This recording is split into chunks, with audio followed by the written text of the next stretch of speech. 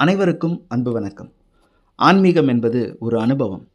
நாம் எத்தனை கோயிலுக்கு வேண்டுமானாலும் போகலாம், எவ்வளவு பூஜைகள் வேண்டுமானாலும் செய்யலாம், எத்தனை பக்தி இலக்கியங்களை வேண்டுமானாலும் நாம் படித்து முடிக்கலாம். ஆனால் இவை அத்தனையும் நமக்கு தர வேண்டிய பயன், தரக்கூடிய பயன் என்ன அப்படின்னு சொன்னால் இறை அனுபவம் தான். இறை அனுபவத்தை நாம் முழுவதுமாக பெறுகிற பொழுது தான் இவை அத்தனையும் நமக்கு பயன் தந்தது அப்படின்னு சொல்ல முடியும். அப்படி ஒரு அனுபவத்தை நேற்றைய தினம் நான் பெற்றேன். என்னுடைய குடும்ப நண்பர் திரு கோகுல் அவர்களுடைய வீட்டுக்கு நான் நேற்றைய தினம் போயிருந்தேன். அவங்க வீட்டில் ஸ்ரீ ஜெயந்தி வைபவம், கிருஷ்ண ஜெயந்தி வைபவம் நடந்துக்கிட்டு இருந்தது. அவருடைய வீடு திருவள்ளூர் வீரராகவ பெருமாள் கோயிலுக்கு நேர் எதிர்க்க இருக்குது. எனக்கு என்னமோ அந்த வீடை பார்க்கிற பொழுது அது வீடு மாதிரியே என்னுடைய கண்களுக்கு காட்சி தரலை. பூலோகத்தில் இருக்கிற ஏதோ ஒரு வீடு போலவே எனக்கு தோணலை.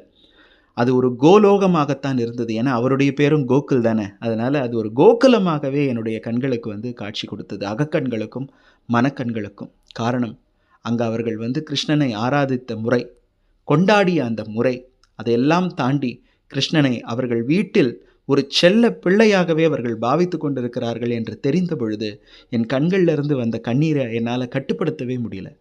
நான் குறைஞ்சபட்சம் ஒரு மணி நேரம் அல்லது அதிகபட்சம் ஒரு 2 மணி நேரம், எனக்கு நேரக்கணக்கெல்லாம் எனக்கு தெரியல, அவ்வளவு நேரம் என் கண்ணிலேருந்து வந்த தண்ணி என்னால் நிறுத்தவே முடியல.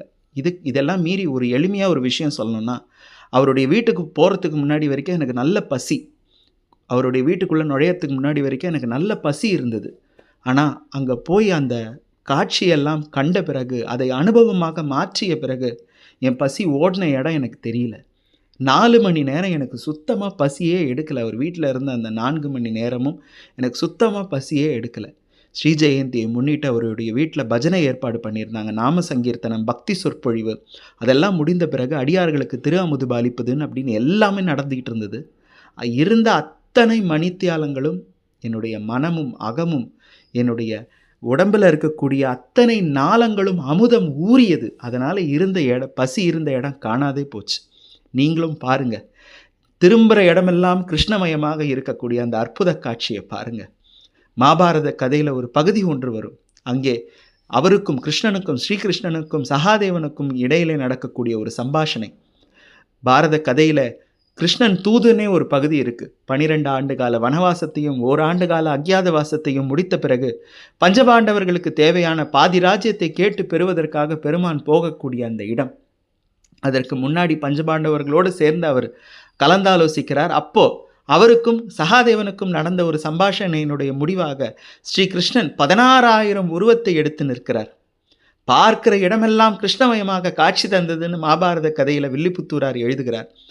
சகாதேவனுக்காக பெருமான் தன்னுடைய நிஜரூப தரிசனத்தையும் அதோடு இருந்து தன்னுடைய 16,000 ரூப தரிசனத்தையும் காட்டுறார். திரும்பின பக்கமெல்லாம் கண்ணனாக காட்சி அளிக்கிறார்.